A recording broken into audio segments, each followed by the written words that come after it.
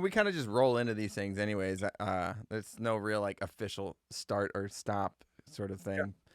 But yeah, everybody I've talked to, I've always just been curious of their origin in what sparked them getting into music. And for me, especially like knowing you, having worked with you, and then knowing you a little bit personally, I don't know much about what sort of started that initial spark. So where did you first take an interest in music? Was there like a moment you can think back to, or was it sort of a slow progression into an obsession? An obsession, a slow progression into obsession. Did I just name my book? I don't know.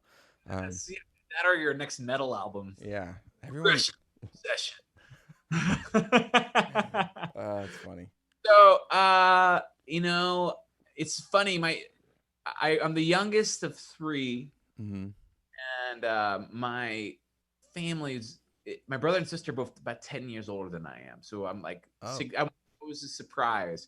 And my older siblings had been, kind of pushed into piano lessons and whatnot, and violin and guitar, and they hated it. Yeah.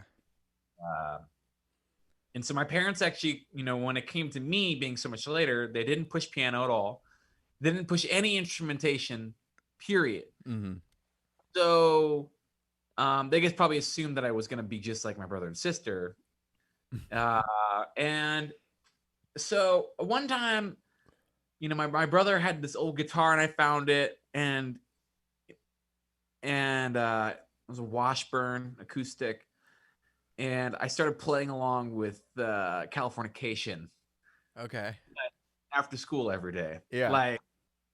And that's how I started playing music. And I got really into it.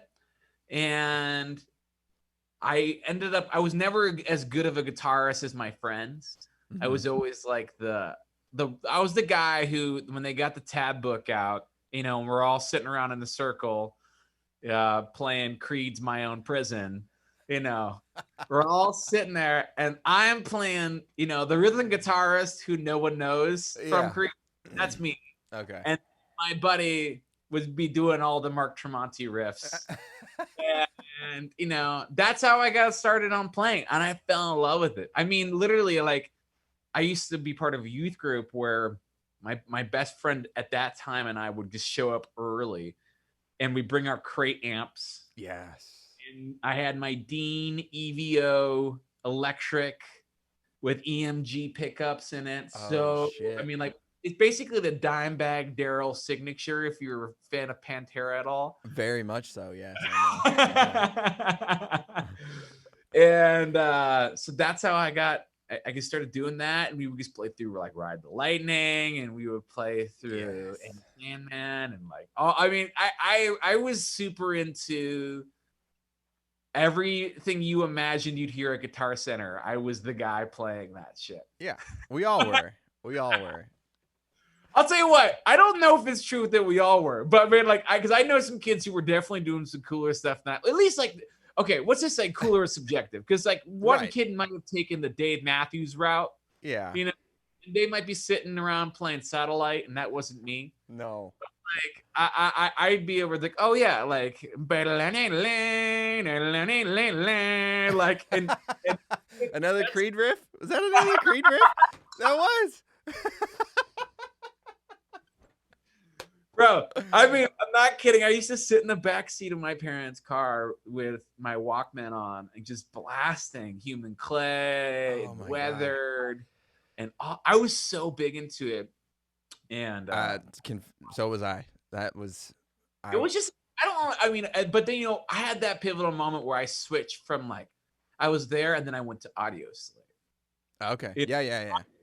And Foo Fighters, and then it switched from that into like Lost Prophets, where kind of got a little electronic, and then you this, and then basically I got so into this stuff, and I was so obsessed, and we basically started burning CDs for each other, and we passed them around on school trips, like burn CDs of all these records and stuff that I didn't have, and because I had an iPod, but it wasn't my parents wouldn't let me buy anything, and I wasn't really like Kazaaing or at that time LimeWiring or whatever it was. Right. Yeah. Giving your computer aids. Yeah, computer aids. Yeah. Yeah. So, and so that, I mean, that kind of gets, I got intoxicated by that. And then I had a good friend who he like claimed to have the largest iTunes collection of music, and like it was like, it became a battle. So we all got obsessed with music, and then there was this one girl, and she gave me Third Eye Blind, and I had a super big crush on this girl. Oh yeah. And she gave me and my best friend in high school. She gave us Third Eye Blind, and we fell upset. I became completely obsessed with the Third Eye Blind self-titled album. Yeah. And that was the record that I was like, oh my God, I think I could try, like, maybe do this. Oh. Like and I could maybe do it. And then I got really into screamo and hardcore, and I started those kinds of bands. Yeah. And we battles of bands, and I just loved playing in front of people, and it was so fun. And my dad saw that I loved it so much that he converted our attic into like a practice space, because we were playing in the garage, but it was so hot in the summer in South Carolina. and like our drummers, like his drums, he left his drums sitting with the garage door open one time and melted the vinyl wrap. Yeah. So we moved into the attic, and we just started playing all the time, every day after school, just doing that. And then by the time my junior year came around, I had started a new band. My mom hated screamo music so much, and she was like, I will literally buy you any piece of gear that you want in order to not do this anymore. And I was like, okay, fine. So she took me down I went down and I bought a Tascam DP01, which was a digital 4-track. I think it was 8-track. Okay. 8-track CD recorder. Yeah. Record direct to CD. Or you could do USB with it too, but that was too technical for me. Yeah, I remember those. You could like work it with GarageBand and shit like that, and like it was fun. So I started like dabbling in recording then. By the way, I could talk for hours, so if you feel free to interrupt me and then redirect. That's all this is, man. It's just go, you know. So I got that, and I started using it, and I go, fuck this. I hate recording music. I never want to record music ever again. And I took it and I sold it to the local guitar shop, and I bought a Gibson Riviera. Okay. Oh. It's still my favorite guitar. I still have it. It's played on every single record I've ever made to this day. It's my favorite guitar. But I bought it because I traded that Tascam DPO on, and I started a new band. And then every weekend for the next year of my senior year, we drove down to Atlanta and we recorded a record with my buddy down in Atlanta. Oh, wow. So my buddy and I would hop in the car, I'd bring my Riviera with me, and we drive down there and we make a record. And then that made me like recording, because I hated recording when I was doing it myself. Right. But I liked being a part of the recording process by performing and playing. Yeah. Getting the right guitar tones and then like figuring out like the arrangements and what layers we could add onto it. And we were using some like crazy old version of Pro Tools. Yeah. And I mean, it had definitely had to be like what it was, probably like a 002 at that point. Yeah, that's like the 002, 003 era. For sure. I mean, it was just like, but it was so cool we were doing it. Yeah. And that was really, really fun. And I got really, I mean, honestly, this is a progression, the snowball effect. Yeah. I'm just deeper and deeper and deeper and deeper into this thing. And eventually I go to college, and I decide I want to go to college for music business. And here in Nashville at Belmont. And I really didn't want to be continuing to be in bands and stuff like that, because I didn't think that was the avenue that made sense for me, because I like the business side of music as well. Okay. So I was like, I had just finished watching Entourage, and I was like, I want to be Ari Gould, and I want to be an agent, and I'm going to go to college, and I'm going to get a degree, and I'm going to be a talent agent. I'm going to move to LA. I'm going to work for CAA. It's going to be sick. Oh my God. Okay. So the freshman year, between freshman and sophomore year, I applied for an internship at CAA, and I got it. And so I had like this dope paid internship working for CAA. Oh, wow. And I was like, this is sick. This is what I want to do. I hate recording. I don't like doing any of these things. Yeah. At the same time, I had kind of started a band, and it was called Kopecky. Yeah. And I ended up being in that band, And then within the next year, while I was working at CAA, we got signed by William Morris. And then CAA said I had to quit because I couldn't be signed to William Morris and working at CAA. So I quit doing that. And then the next year, my band got signed to ATO, and I was in a band. Yeah. not what you wanted, but what you got, which is that was the weird part about it. I mean, I guess was doing the thing that everybody did when and that music school is you just went to school and you just like sat in the quad and you played music with friends and next thing you know, you got a band. That's so funny, man. It's like so much of your journey into music up to like your point of college is like exactly like mine, where it's just the guitar thing, all the same riffs, all the same bands, like the Creed thing, the fucking Metallica thing. It's just I just went a different. I just didn't have like the songwriting talent or maybe the discipline to really put it into that. And I never thought that I could do this for money as far as like being in a band. So when I got to like the point in college where I was like trying to figure out what I was going to do and I wandered into recording class, I was like, I could do this. Like I've always loved this part. Like when I got my first laptop with GarageBand on it, like nobody saw me for like months because it was just like figuring out how to make this shit work. So were you just using the GarageBand loops and like making songs? Yeah, GarageBand loops. I wasn't even I didn't even have a fucking interface. I was using the microphone on the laptop and like putting it in front of shit. Yeah. Dude, I literally I would make GarageBand loops. Yeah.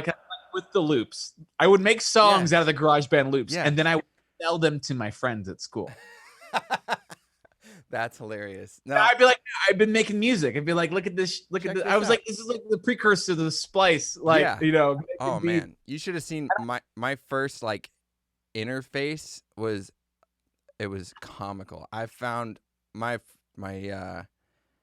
I think I have mine around here too somewhere. My first job out of high school, I was working at a construction site, and I was throwing shit away in a dumpster and found an old like small Yamaha PA system. It's like a desktop PA that you get at like for a high school. It's like this big, and it didn't have a mic input. It just had like a 1/4-inch jack. And so I grabbed that out of the dumpster. I took that home and I like cobbled together like a 1/4-inch to an 1/8-inch jack to stick into the like. That's how you did it. Yeah. That's how you did it. Yeah. And I was like, now I can record directly into my computer, and it's like. I would use the RCA outs of I had a Yorkville PA system. Yeah. And I would run that out into my thing. And then I had reverb and I had an EQ and all that. It's so funny, just like the shit that you cobble together to like make it work. And then when I got like a 002, like we were just talking about, it was like the world just completely changed. It was like, you know what's crazy about that? Like as now it's so funny that it's the people that you become friends with over time. It's like I've become friends with this guy, Mark Needham. And Mark, he did the Killer's Hot Fuss record and Imagine Dragons, and like he did a bunch of Dolly Parton. He did like Chris Isaac's like Wicked Games, all this stuff. And he'll tell you the story about Mr. Brightside. Like it was recorded on a PA system on an SM58 in the room. The band was playing together live. Wow. And it's like, and then he took the tracks from that and then made the song. So it's like there's even a thing. It doesn't matter how sophisticated you get. Right. You could still sell platinum on platinum on platinum on platinum on platinum. That's with a bunch of bullshit equipment. Yeah, that's like a lot of the Terry Date records with the Deftones. Like that's how they did the vocals was like floor wedges and a 58, and it's just like we'll fucking make it work. And make it work. And it was so funny, and that reminds me because like. When my band, when we started pivoting to in-ear monitors, I hated it. Like we would be, and I would have to have one in the studio too. I'd have to have a wedge because I liked the sound coming at me. Yeah, it's a common. And I think that live experience, like if you work with me now in the room, it's so fucking loud. I love it when it's just pounding my face. It's just like I want it to feel like I'm at a show. Right. And when I don't want it to feel like immaculate, like this perfect sonic experience. Yeah. To just be face melting. And anyways, the whole thing is funny because I started making records with Kopecky, and then I started liking making records. Mm-hmm. And the process of how we have this mutual journey of like we just like making music. Like I like being in bands. I like jamming. Mm-hmm. And I like when jamming turned into songs. And I like that moment when we all looked at each other and we're like, shit, this is it. And I liked that as it continued. And I still like that. Like, man, at the end of the day, I like that moment when I'm driving in the car and I come up with a lyric or an idea. I'm like, oh, cool, that's really rad. And then I bring it to the artist I'm working with and I go, what do you think about this? And then we combine it all together. And then I get that moment when I'm looking around at the bass player and the drummer and all, and we're like having that band, like, this is it. This feels sick. And I mean, I'm spoiled because I get to have that all the time now, which is really, really great. And that was always my favorite part about it. Like I didn't like the traveling. I hated touring. We would do like 260 dates a year. And like, we had a great run and it was super fun. But like I loved making records. Mm-hmm. And even though I hated recording music when I was starting, now it's like, I love it. It's like, I have no desire to know about the technical side of it. Mm-hmm. Like, you know, Conrad. So like, oh yeah. I was like, yo, I think I need to get patch bay.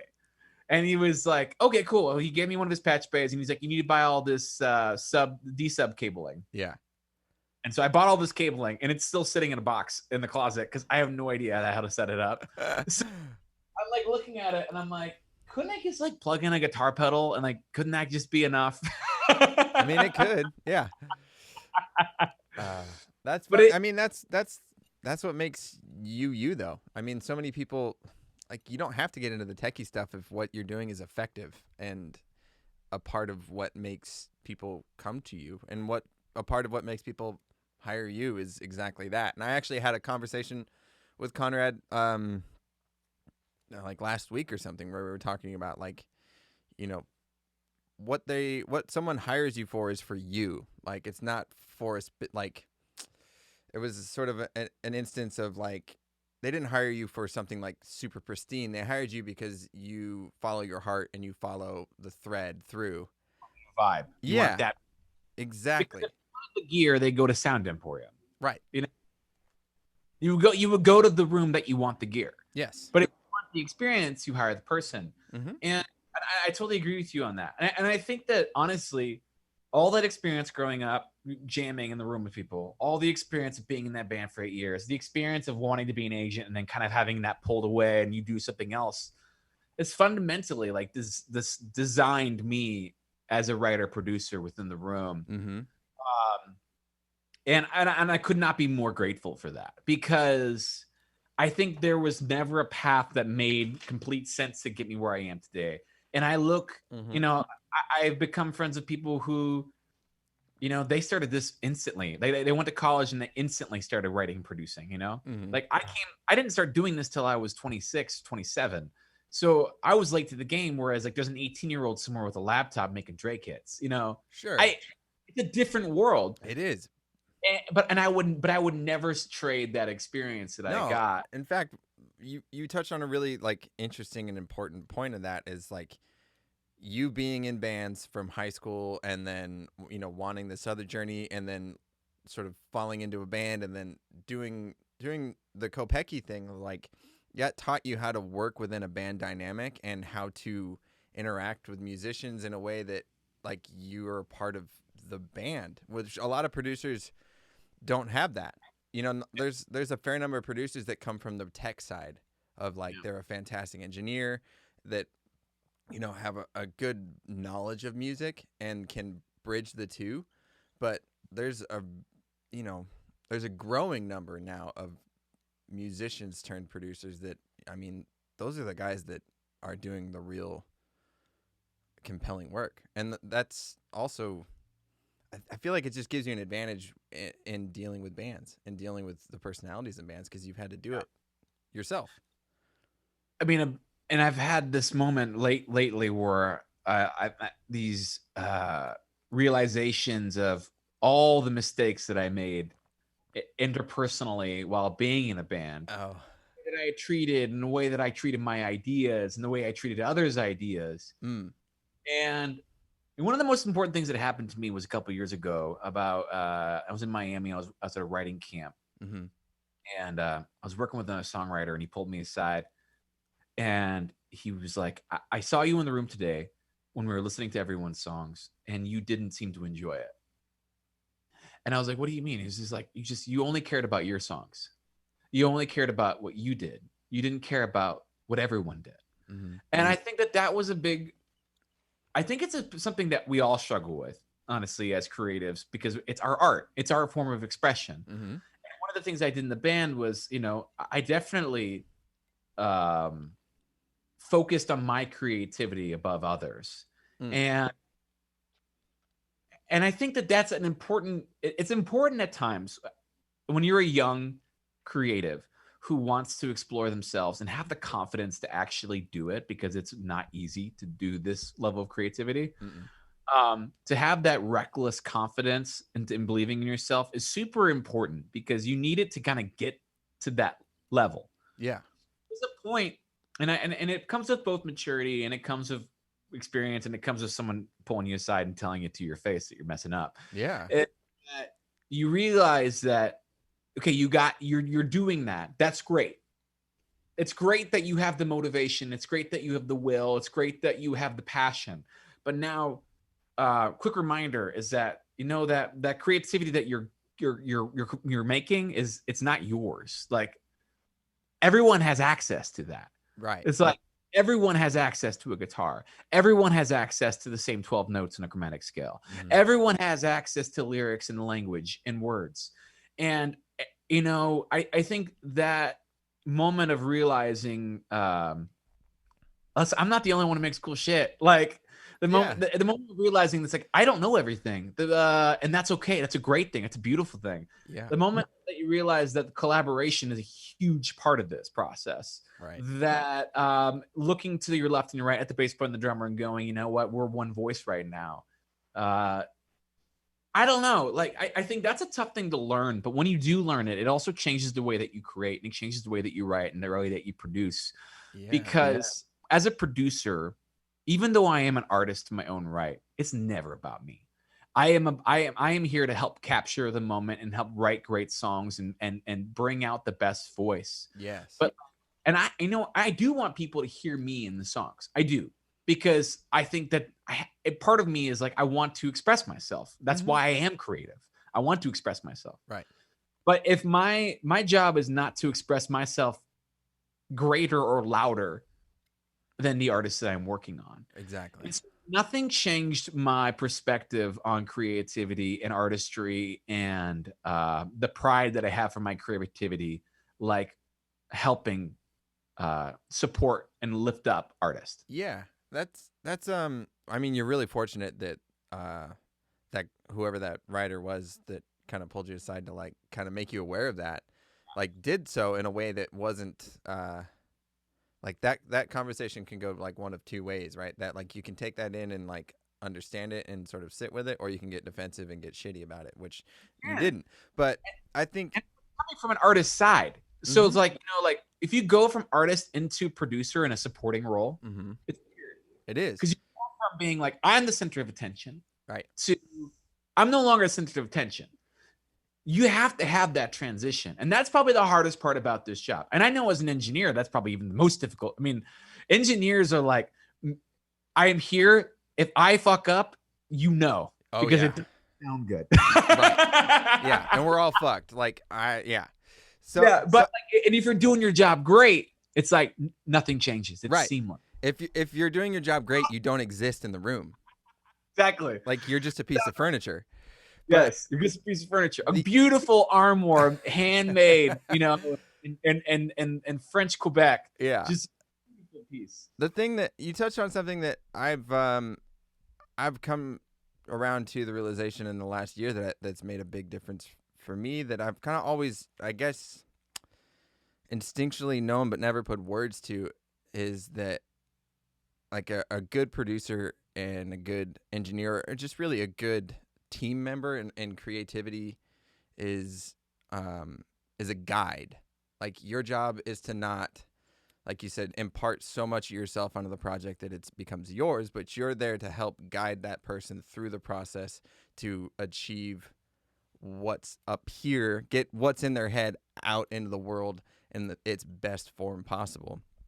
And like you said, that like your ego can get in the way. Like I've said this before, like ego's important in this job. And like as an artist, like that's what drives you to create and make art, and it can push you to get to that point, like you said, where it's like you have to have that drive and that sort of healthy I call it a healthy narcissism. Yeah, you have to have a healthy dose of narcissism to like want to get to that point. But then once you get to that point, you have to do the self work to know when to put yourself in check, or when to like get a hold of that and rein it in and say like, okay, am I doing this?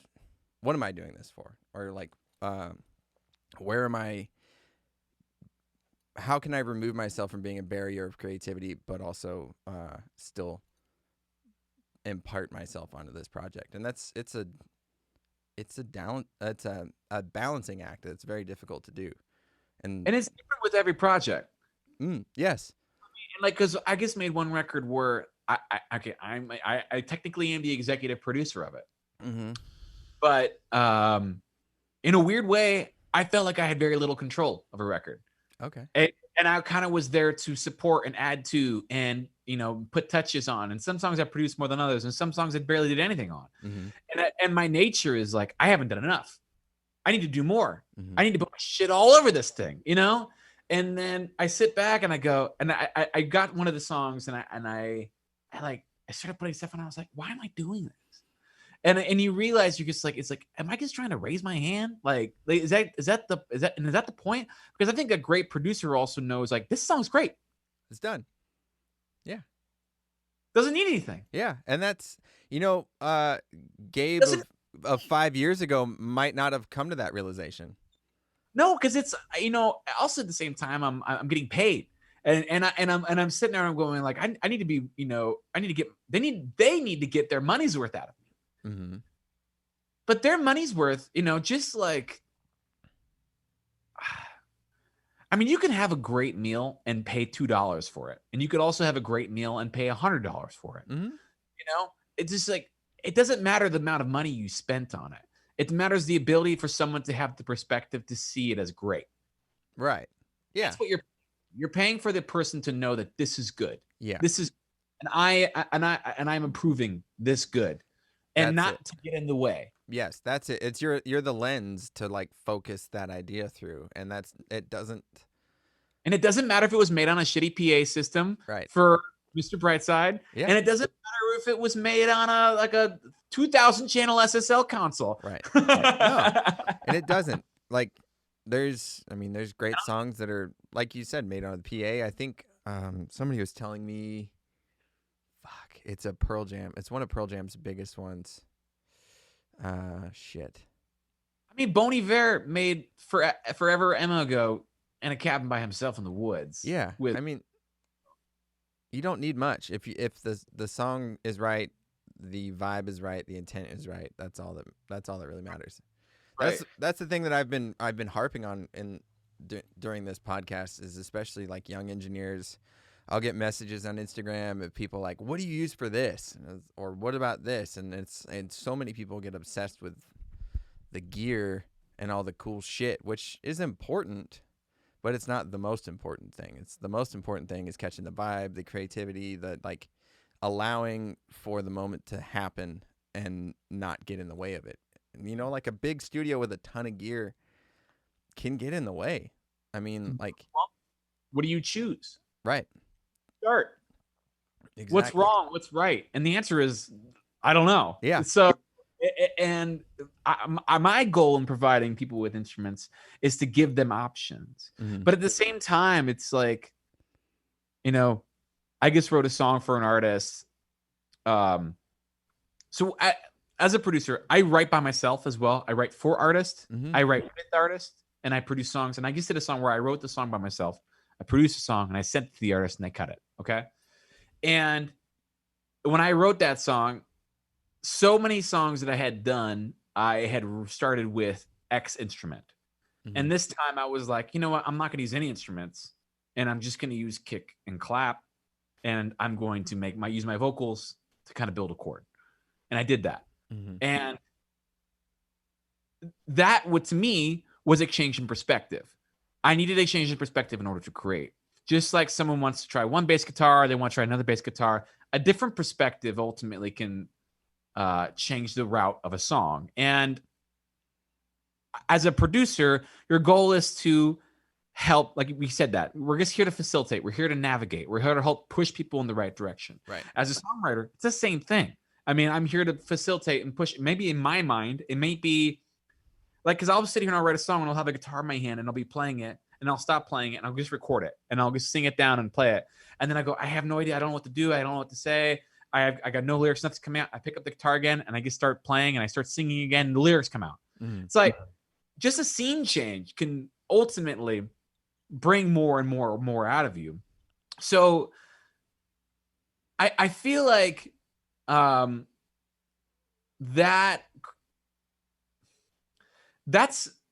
that moment that I was telling you about earlier was like when I looked left and right and had the bass player and the drummer, we're all having that creative moment. And my goal is to find that. I want to provide that for the people. And so I want to provide them with options in order to find that. I want to provide that for myself. Yeah. I love it. It's so much fun. Like it's a fun job. I get paid to have fun. Like that's great. And I don't want it to ever not be fun because that, and that's why I don't want to get bogged down by the technical. So it's interesting that you say you get these people hitting you up on Instagram asking all these technical questions. It's like the technical side of it's just whatever.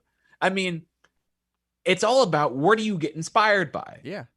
I mean, you and I had a conversation. We were talking about microphones years ago, and you're like, I think about getting this microphone. I was like, I don't know. Yeah. It's like we both use an SM7, you know, and I cut 90% of my vocals on SM7. I also got a 251, and I also got a bunch of this shit. But I usually use this. So yeah, it's just whatever you do. And, you know, there's always so much gear to buy. There is. You know, I had a conversation with my buddy who's like, he's been at Blackbird for 10 years.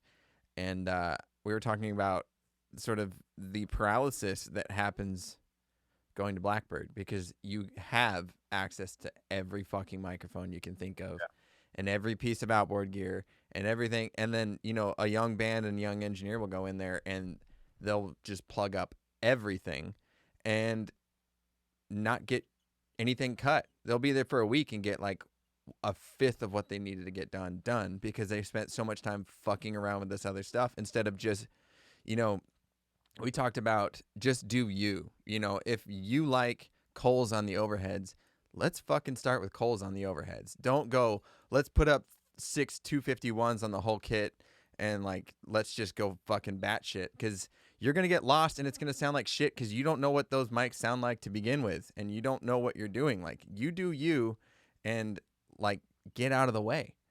Yeah. And like you said, it's like you just need to facilitate sort of that moment, and it can be facilitated by gear, but you have to know like sort of the context and the right gear, and that's sort of it's funny that you say it's like you have no interest in like the technical side of like that's so common with really successful producers, engineers, and artists where like I'll talk to them and they're like, yeah, I don't give a shit. Like fucking the singer for 21 Pilots has a dope fucking studio in his basement. It puts a lot of standard like commercial spaces to shame, and it's got 2 fucking channels. It's like an SM7 and a chain for his bass, and then maybe a mic for a ukulele. Yeah, and he doesn't give a fuck. It's just all Logic, and that's it. I've got an Apollo X4. I got 4 channels, so that's a little lush. I don't really need all those,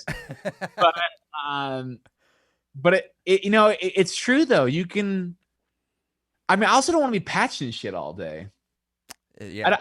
I don't want to be. I don't have an engineer, so like if I'm in here by myself and I'm trying to like, I mean, everything in my room is focused on writing. So you know, the piano is facing towards the couch where the person sits, and and like everything in the room is geared towards the song. It's not geared towards the recording of the song, right? Because I would rearrange the studio totally differently if it was about just recording. It's about how do we commune? Yeah, We commune creatively, and I don't have any walls. It's all one big room. It's 650 square feet of one big room, and I don't have baffles up around the drums.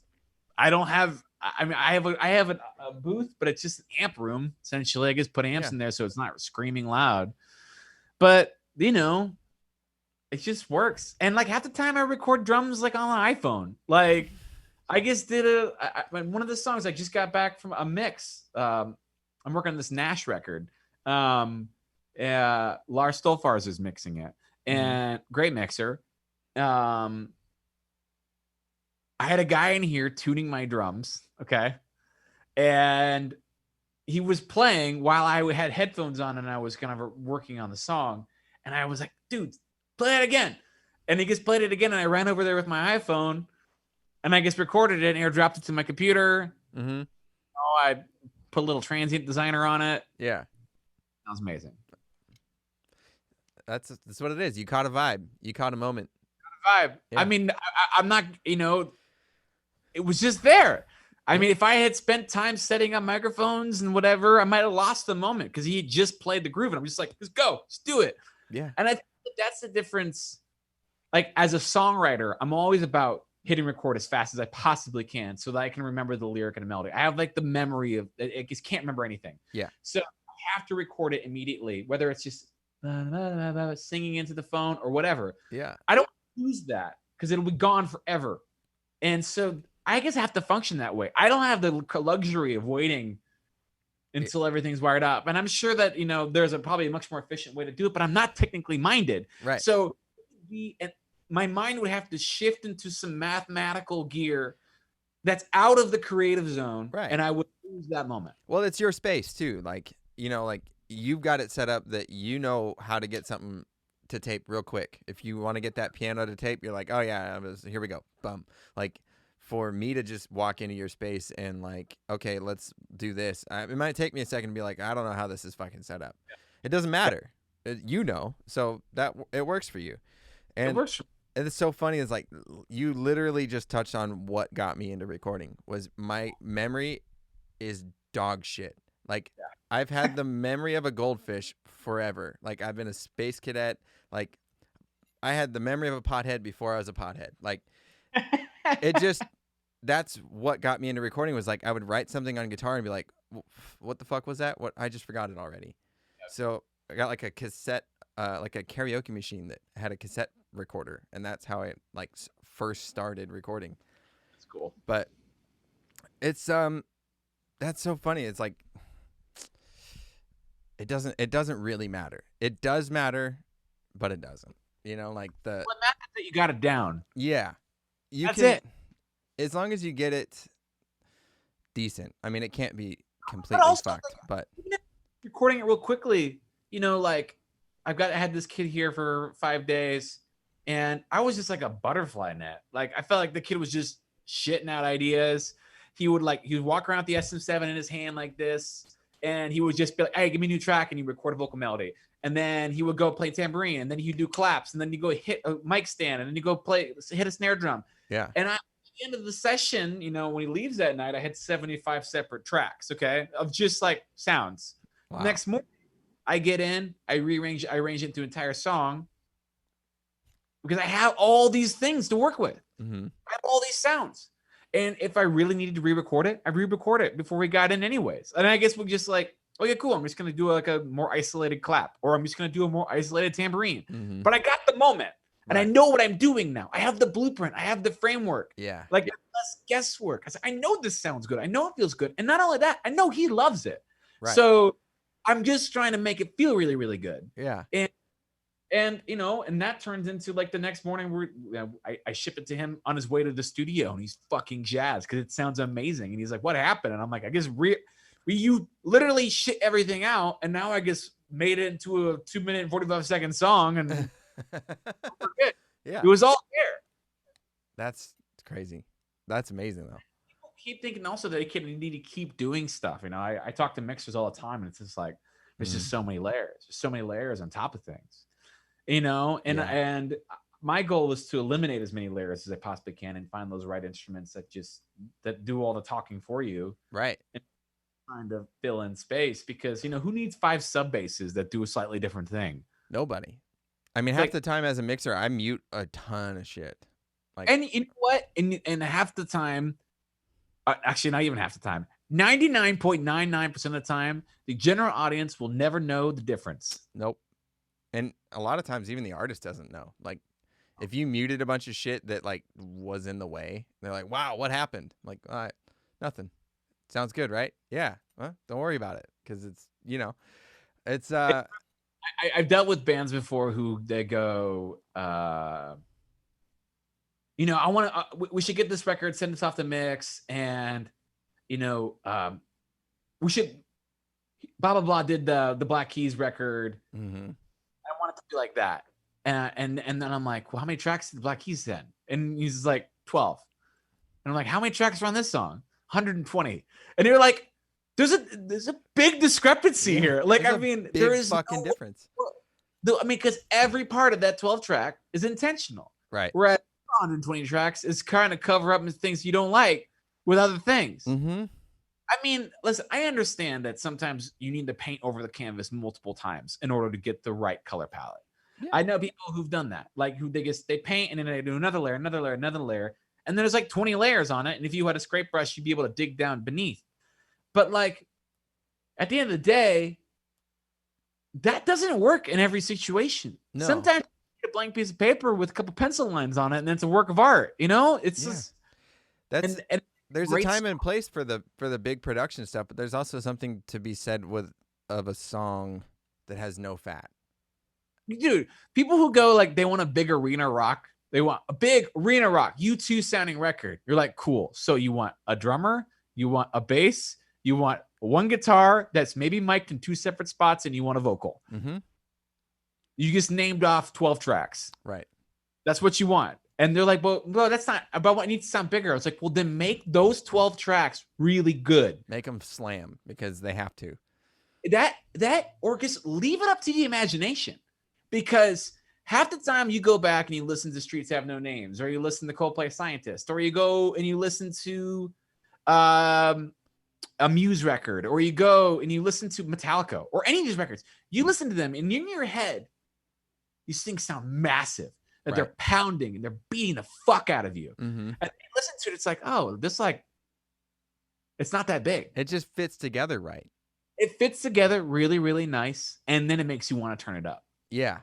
Like, yeah, you go back to the Black Album. The Black Album, like, the snare drum's really small comparatively to, like, what you would hear now in metal, and the kick drum's all pointer and, like, but that's one of their most, like, classic albums as far as sounds, and you got 2-3 rhythm guitars tops. That's it. Yeah. And there's not 16 samples on it. Mm-mm. There is, nobody's adding all this extra low end effect. Right. In fact, I mean, I thought there was a really cool moment. Like I'm hit and miss on some production, but like, and on different records this guy's done. But like when Ronson did the Queens of the Stone Age record with Josh Homme, and that first song, you're waiting for the low end to come in. Like you're waiting for that modern low end to drop. It never drops, and it feels like there's this, anything below 60 is not existent. And you're kind of like, that's sick. Yeah. Like, I'm not distracted by some thump and pound, and I'm creating the low end pound in my head. Right. And you're also like, it creates the anticipation of like, you're kind of waiting for it and you never get it. So it's like, it creates this like subliminal, like mind fuck that you want to listen to it again because you didn't quite get the full fulfillment out of it, even though it's still satisfying. It's just this weird mental trick that gets played. But also, like, don't you want to go to the show and have it melt your face off? Like, isn't that the moment you want it to be too loud and your ears are bleeding? Because if you're like listening to it so loud, if it's so loud and so big and so heavy all the time, okay, every mix, every song has pounding tracks on it. And you go see it live, it'll never meet that standard. No, it's never. Immaculate. Everything's so tight. I mean, and I get in arguments with my manager all the time because he's just like, why can't you make the drums bigger on this? It's like, why? It's just like, it's unnecessary. It's like, just make them pound. He's like, you just don't like drums. I was like, I mean, I don't like huge drums. Like, I'm not like, I don't really feel the need to like make everything in the track fall in fealty, like the servitude to the drums. Mm-hmm. You know, like that's not what I want to do. And I want to leave more up to the imagination of the listener because, again, I love that experience when I go back and I listen to Muse Absolution and I listen to Hysteria and I think it's going to sound, or Stockholm Syndrome, and you think it's going to be, and it's going to be so massive. And it's not. It sounds so small, right. but in my head, it's so big. Mm-hmm. People do not give enough credit to the listener. Mm-mm. That's a good point. Situation that they're in. I listen to that song. I'm in the car. I'm driving fast down the highway. I want to go do something fun. It feels loud. Yes. My imagination made it loud. Or you're in the car by yourself listening to Radiohead and you're crying. Yeah. And it's like, it's so emotional. And you listen to it again later. It's like, it's not that emotional. I don't really know what was up with me that time. Yeah. I was just having a weird day. No, it was such a good example. Royal Blood just put out the, I think it's called Trouble. What's their new song, Trouble?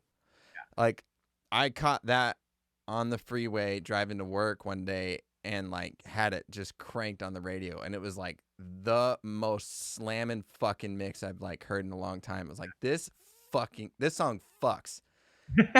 And like I got home like a couple days later and was like, oh, I want to listen to that mix again. And I like listened to it on headphones. I was like, oh yeah, it's good, but it wasn't like that time in the car when I had it fucking cranked, because you're just like, yeah. Your bloodstream. Yeah. You're just like, fucking let's go. That guitar solo on that song is awesome. Dude, they rock. They rock so hard. It's awesome. I have very few bucket list projects that I'd want to work on. I think I'd want to do a Royal Blood record. That would be such a challenge because of the limitation that you have, that you have such a small frequency spectrum that they both live in, that you have to fill out for like a modern sounding record, which is such a cool creative challenge. You were ever a fan of Death from Above 1975, but like they were just drum and bass, Rickenbacker and like a Ludwig kit, and it was so big sounding and such a party, but it's like nothing. Yeah, nothing going on. You know, you touched on something that I've been feeling for a long time, that I just hearing you say it like sort of connected the idea for me in my brain of just like the sort of almost quasi disappointment of going to shows. Yeah. And that you're so conditioned to everything sounding so fucking big and tracked out, and so many live tracks, especially like, it's not so much in like, you know, indie rock or anything like that, but like pop, especially in like, if you go to like hard, like heavier rock or like metal, is like, especially when you go to the live show, it's almost just a disappointment because it can't live up to the hype of the record. But then you go to see City and Color live, and you're like, fuck, this is better than the record. And it's kind of this weird spot we're in music right now, where it's the pursuit of perfection in the studios almost kind of taking the fun out of live sometimes. True. I mean, I was at the Vampire Weekend show at Ascend Amphitheater, and I think that their records are so smart because the first record's so loose, second record's a bit more meticulous, third record gets loose again, and the fourth record just feels fun. It's just, I mean, I love Father of the Bride. I think it's a great album. And I go to the show, and they become kind of like the Grateful Dead live. It's awesome. They jam, and the songs are longer, and you just want to dance and you have fun. My manager looks at me, and I love my manager. He's a great guy, but he's just like, the show's not that great. I mean, the light show is not great. You know, the stage setup's not cool. And I'm like, but it sounds awesome, and it's fun, and I love it. I'm a huge fan, and these songs sound great. And like, they don't ever sound massive because none of their songs sound massive, and they always sound great. But it's fun. And, you know, he's in the business side of it. He's always kind of meticulously analyzing. It's like, the show's got to be bigger. The show's got to be harder. It's got to smash. How can I sell this? I'm like, this is amazing. I mean, I'm going to walk away from the show. My ears aren't bleeding. I'm having fun. Right. I know I love this band. I got everything I wanted out of the experience, and they've aged with me. They've matured with me. So I feel like I'm actually in the same headspace as this band is now when they started from. That doesn't happen a lot, though. I mean, there's not a lot of those bands where you're comfortable with that experience. It's at least not. I mean, maybe it's gonna change. Who knows? But I mean, even the screamo bands, like I would not want to be a hardcore punk rock or metal band because I feel like you just got to be so big and loud now. Like you got to be so big. Yeah, and you listen Right. to all those records that like inspired or were the catalyst for those bands that are out now. Those records sound like dog shit, but they're fucking. They have a thing to it, like the old Motorhead records or the early Metallica records. Like they sound like shit, but they slam because they just had an energy. In terms of like, I mean, what are the two most important things in those kinds of records? The guitar riffs, okay, that and like the rhythm and the riff. Those are the two most important things. Okay. Yes. Is like the lyrics or whatever. Like, I mean, Ace of Spades is a great fucking song, but that's what you care about. Yeah. All you care about. And all those records you listen to, left or right side, whatever it is, that riff, the riff is so important. Yes. And you listen to, like, I had a mixer here the other day, or a manager here the other day, and he was playing me a song. And I was like, dude, I couldn't, like, if I was a kid wanting to learn how to play guitar, I couldn't play this song. And he's like, why not? It's like, because I can't hear the riff. I can't tell what it is. Oh, okay. There's so many layers on it that I can't tell if that's 6 guitars or 1 guitar. And was it? Yeah. At the end of the day, I just want to show off to my friends that I could play a riff. Yes. Like if you're a rock band, like you want to be able to show the riff. Yes. And I just think it's been the riff's buried. You know, it's buried in layers. Right. And I think that's why Black Sabbath sounds awesome. That's why Def Leppard sounds awesome. You can always hear the riff. You always hear the riff. Yeah. Built around it. Built around the riff. The Rolling Stones, the Beatles. The Beatles had the riff too loud all the time. Yes. Like, like and you just, oh my God, it's so abrasive, but the riff is so sick. And that's why Jack White fucking works. Because the riff can never be too loud. The solo can never be too loud. That's his motto. Doesn't matter. That's funny. We're getting into riff speak. You know, how long do you normally go on this podcast? However the fuck long we want. You got to be somewhere. Can I do another like 10, 15? Yeah, we'll start rolling her into the landing zone here. I did want. What's that? Landing questions. You know, I did want to talk to you of like, this is something I'm always curious with people that are in our industry is you're married with 2 kids. How do you balance work life with family life? Because this is not an industry that really rewards people that take time for themselves. I tell you what, I am probably the most standardized person you'll ever meet. I work 11 to 5. That's it. I'm a hard cutoff at 5 o'clock. I mean, I will have people in this room, and I'm like, I stand up from the computer at 5 o'clock, and I'm walking out, and I'm like, you can hang out for a little bit if you want, call your Uber, ride home, whatever you got to do. I'm done. When did you start implementing that? I think it's important for every artist to realize that they are not the only artist in the room, and that their craft is only as good as the other person is able to enforce their craft. I have my limits. And also my limits are like, I want to go be with my family. I want to go see my wife. I want to go hang out with my kids. I want to do these things. These things are important to me. I love making music. I do. It's my passion. But it's never going to be more important than that. And for me, I want people to have my best, and I don't think I have my best when I'm beyond that. Like, I think I'm like instant energy. I want people to be excited, and I want to have fun with these things. And sometimes I will go longer depending on what it is, especially if there's time frame constraints or we got to work later or whatever. Sure. But I mean, it doesn't matter who you are. I mean, whether it was, there's some big people. You would be amazed at the people I've told that I can't work past 5. It doesn't matter how big or famous you are. I don't work past 5 o'clock. Like, That's and awesome. and I just think that that's important for people to know, because if your creativity is only able to be engaged at like whenever if I'm supposed to live my creativity along your creativity, like I just don't think that always works. I think we have to find the cumulative, like the collaborative moment to work. And I play almost everything that I'm doing. I'm playing a ton of stuff on everything. I'm writing a ton of stuff on everything. Mm-hmm.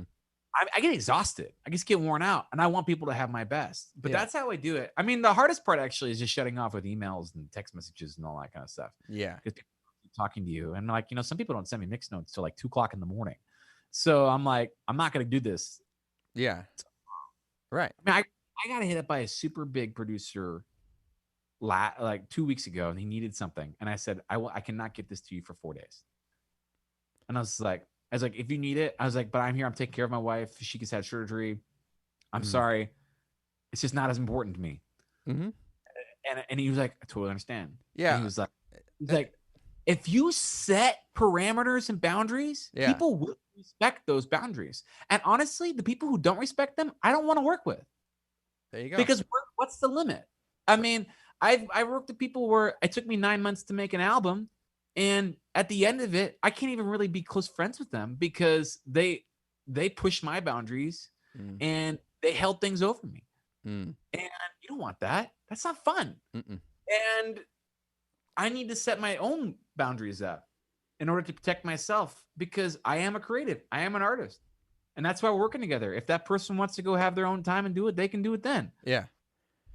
So I guess I admire the hell out of that. That's that takes a lot of discipline and a lot of confidence to just say this is it. So just out of curiosity, if somebody that you wanted to work with was like, we really only like to work from like 6 p.m. on, like we're night owls, is that something that you're like, can't do it? I know, I'd have to figure it out. I haven't had one of those in a while. Okay.